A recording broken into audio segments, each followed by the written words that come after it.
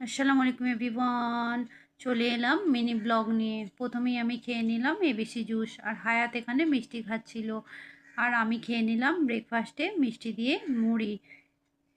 মুড়ি খেয়ে নিয়ে আকশার বইগুলো গুছিয়ে নিলাম।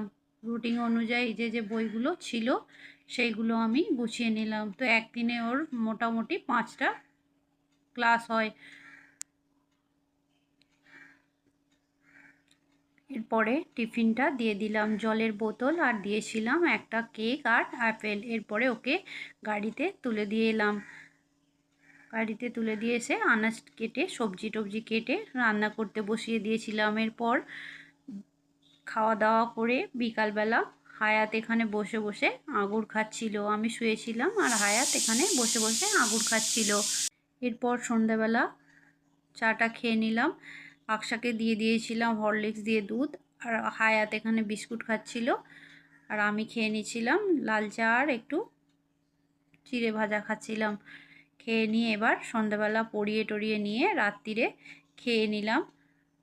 ওদিকে ভাত খাইয়ে দিয়েছিলাম আর আমি খেয়েছিলাম আলুর তরকারি দিয়ে মুড়ি। এরপরে ওদের খাওয়া হয়ে গেছিলো আর আমি শেষে খাচ্ছিলাম, ওরা বসেছিল।